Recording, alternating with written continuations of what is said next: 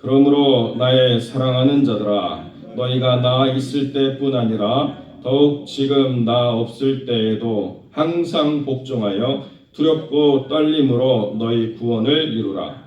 너희 안에서 행하시는 이는 하나님이시니 자기의 기쁘신 뜻을 위하여 너희로 소원을 두고 행하게 하시나니 모든 일을 원망과 시비가 없이 하라.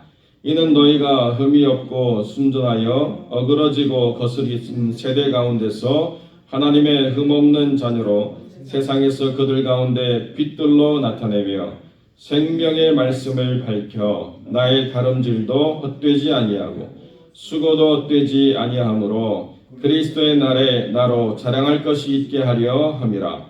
만일 너희 믿음의 제물과 봉사 위에 내가 나를 관제로 드릴지라도 나는 기뻐하고 너희 무리와 함께 기뻐하리니 이와 같이 너희도 기뻐하고 나와 함께 기뻐하라. 아멘. 오늘 본문의 말씀을 가지고 두렵고 떨림으로 너희 구원을 이루라는 제목의 말씀을 함께 나누겠습니다. 우리가 구원을 생각할 때 하나님이 우리에게 주시는 선물의 영역으로만 생각하고 우리가 하나님 안에서 이것을 완성해가는 거룩한 과정에 대해서 잘 이해를 하지 못할 때가 있습니다. 구원은 우리가 만들어내는 것은 결단관이지만 구원은 우리 안에서 완성되어져 가는 과정이 생략되어서도 안 됩니다. 구원은 순간적으로 우리에게 왔지만 그러나 그 순간적으로 우리에게 온 구원이 우리 안에서 완성되어져 가는 과정이 있다라고 성경 우리에게 분명히 가르쳐 주고 있습니다. 두렵고 떨림으로 너의 구원을 이루라 라고 하는 이 말씀은 하나님이 주신 그 구원이 우리 안에 와서 어떻게 우리가 하나님 안에 거룩한 존재들로 성화되어져 감으로 우리의 구원이 우리의 삶의 실제적인 가운데서 확장되어지고 온전히 자리매김해지는가를 드러내는 것도 있다라고 우리에게 분명히 가르쳐주고 있다는 것입니다. 그러니까 구원이라고 하는 것은 죽어서 천국 가는 게 아니고 구원이라고 하는 것은 지금 우리가 살아가는 이 삶의 자리를 천국으로 만들어가는 과정도 구원이다라고 성경이 우리에게 가르쳐주고 있다는 것입니다. 그렇기 때문에 흠이 없고 순전해서 어그러지고 거스리는 세대 가운데 빛으로 드러나는 삶의 모든 것이 구원을 이루는 과정이다. 우리가 이렇게 이해하면 좋겠습니다.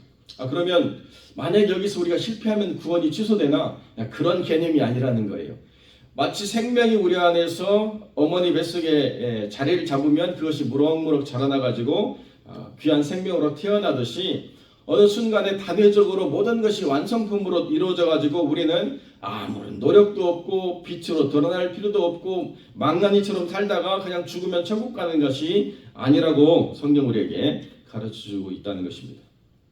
그렇기 때문에 구원받은 백성은 삶의 자리에서 구원의 그 가치가 드러나게 된다. 그것을 우리가 표현해내는 것이다 라고 우리에게 분명히 가르쳐주고 있다는 거죠. 여기에 두렵고 떨림이라는 이 단어는 쇠렌 키에르케고르라는 이 철학자가 자기 책으로 쓸 때 그 제목이었습니다. 두렵고 떨림. 처음에 이렇게 번역이 됐는데요. 그 다음에 번역자가 공포와 전율 이렇게 번역해가지고 두렵고 떨림과 공포와 전율은 너무 다르죠, 느낌이. 왜 이렇게 썼는가? 아브라함이 이삭을 바치러 가는 그 모든 여정을 이 철학자가 신앙 안에서 분석하면서 어떻게 윤리적인 모든 것들을 다 뛰어넘어서 하나님의 절대적인 명령 아래 그 깊은 관계로 들어가 가지고 이 믿음의 여행을 완성시키는가? 여기 안에 정말로 무한한 자기의 포기가 내포되어 있기 때문에 아브라함 이삭으로 제물을 드리는 이 모든 과정이 보는 모든 사람들로 하여금 두렵고 떨림을 느끼게 하는 그런 과정이다. 이렇게 지금 이 책을 진행하고 있습니다. 그래서 아무나 할 수 없는 정말 하나님과의 깊은 절대적인 관계 속에 들어가는 하나님의 특별한 사람들이 이뤄내는 믿음의 큰 도전이다. 이렇게 결론을 내리고 있죠. 그런데 이게 그냥 그런 자기 철학적인 사유의 결론이 아니고 자기의 삶에도 지대한 영향을 미쳤다는 거예요. 그 전까지는 방탕하게 살다가 하나님을 만나고 난 다음에는 너무 그 방탕한 삶에 대한 자기 혐오가 깊어져 가지고 약혼을 했음에도 불구하고 결국에는 파혼을 하고 그냥 싱글로 살다가 40대 넘어가지고 이렇게 죽은 철학자인데, 자기 혐오 때문에 오히려 더 그런 반발이 일어나지 않았나 이런 생각을 하는 거죠. 두렵고 떨림으로 우리의 구원을 이루라고 하는 것은 우리가 하나님 안에서 드러나야 될 이 거룩한 구원의 가치가 얼마나 크고 중요한가를 분명히 이해하라고 하나님 우리에게 말씀하시는 것이고, 이 어그러지고 거스려 있는 세대 가운데서 우리가 빛이 되려고 한다고 한다면 세상보다 더 크신 하나님을 경외하는 경외함이 있지 않고서는 세상이 주는 그 도전, 세상이 주는 그 위협, 세상이 주는 그 두려움을 이겨낼 수가 없다라고 우리에게 가르쳐 주고 있는 것입니다. 그런데 그것만 있는 게 아니라는 거죠.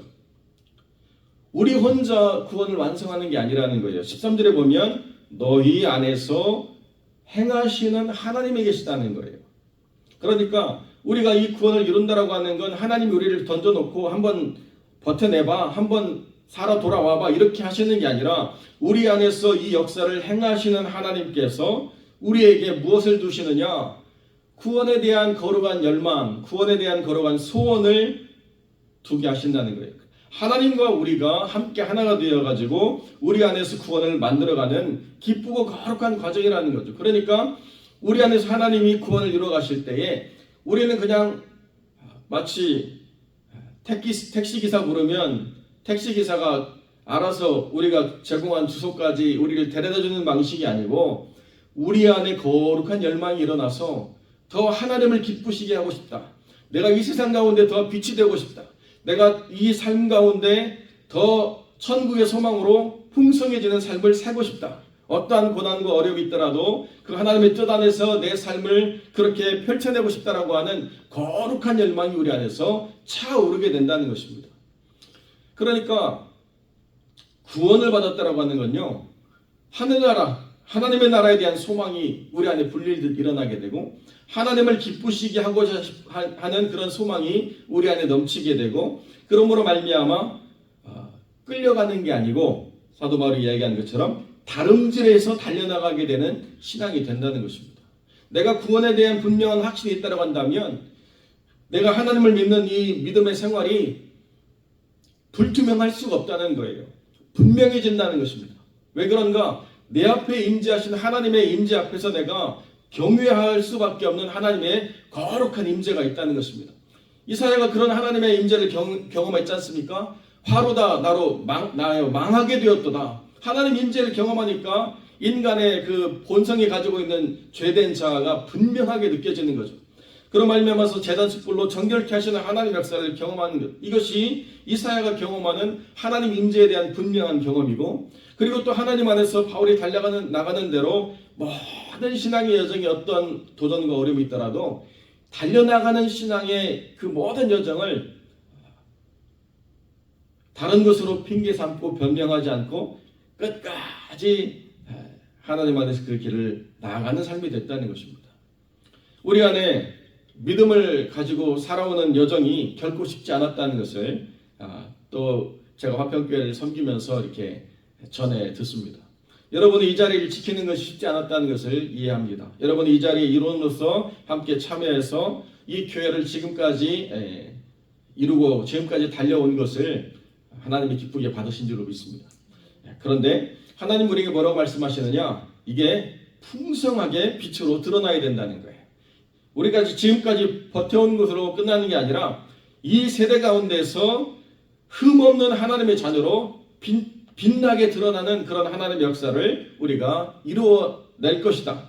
우리 힘으로 하는 게 아니고 우리 안에서 행하시는 하나님이 계시기 때문에 우리의 생각이나 우리의 능력이나 우리의 계획이나 우리의 목적을 통해서 하나님이 성취하시는 게 아니고 우리 안에서 하나님이 주신 기쁨의 소원을 가지고 우리가 나가게 될 때 이 교회는 하나님의 기쁨이 되기 위해서 존재해야 될 이유가 여기 있구나라고 하는 것을 분명히 깨닫게 된다는 것. 그래서 우리가 이제 하나님 앞으로 갈 하나님의 나라만 소망하는 게 아니라 이 땅에 하나님의 나라를 보여주는 하나의 예표로서의 교회가 모든 세상 사람들 가운데 빛으로 드러나고 가치 있는 모임으로 드러나서 하나님의 영광이 되게 하는 것, 이것이 우리를 향한 하나님의 거룩한 뜻이라는 것입니다. 우리가 무엇에 복종하는가? 이게 중요한 주제를 우리는 관념적으로 우리는 하나님께 복종합니다라고 이야기하고 우리는 세상을 싫어합니다라고 이야기하지만 하나님의 임재에 대한 갈망, 하나님 임재 앞에서 두렵고 떨림을 갖는 이 거룩한 신앙에 끼어있는 상태를 회복하지 않은 채 나는 하나님을 믿습니다라고 말하는 것은 이것은 합당하지 않다는 거죠. 여러분, 제가 이렇게 강아지하고 산책을 하다 보면 느끼는 게 있습니다. 강아지 이렇게 산책하다 보면 고양이는요, 자기보다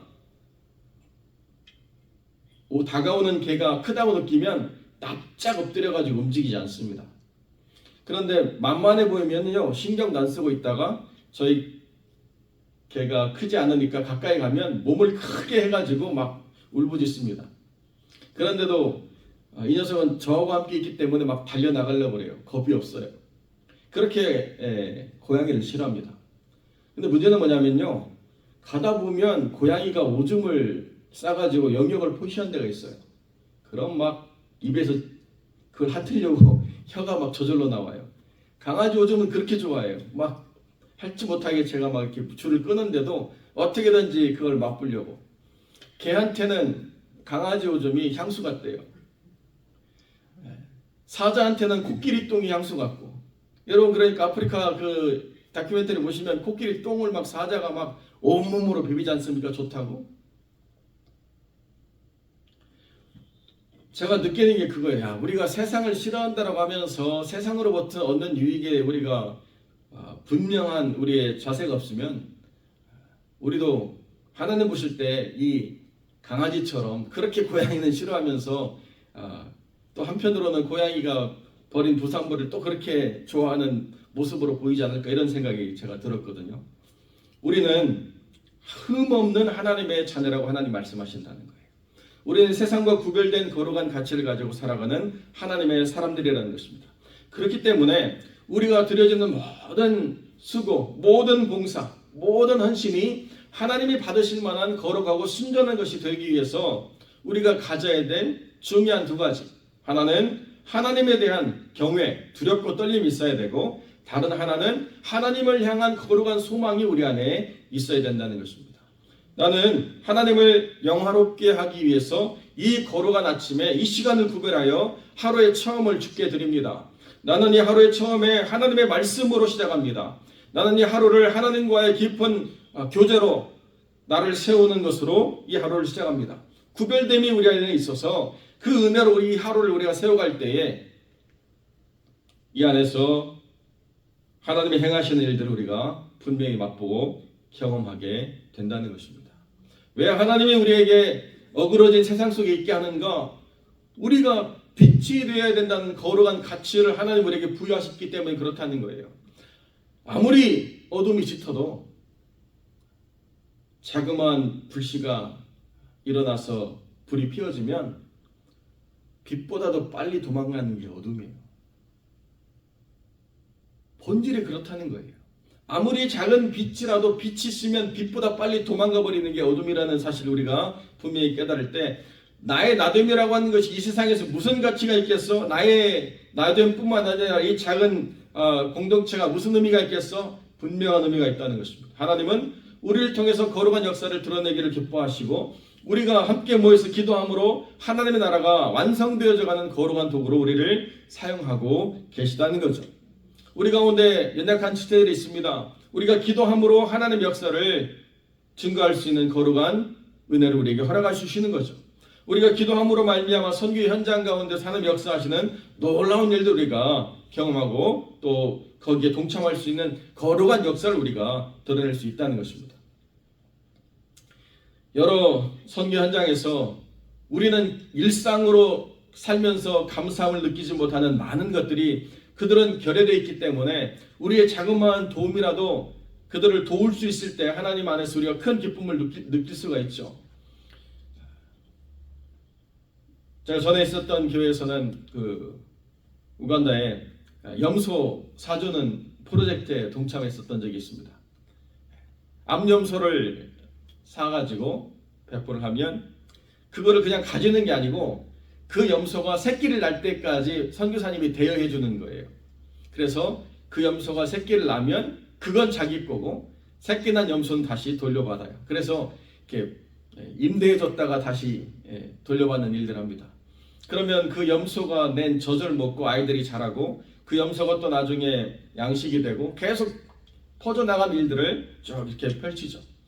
그 염소를 이렇게 잘 분양했는데 문제가 뭐냐면 물이 없어요. 물이.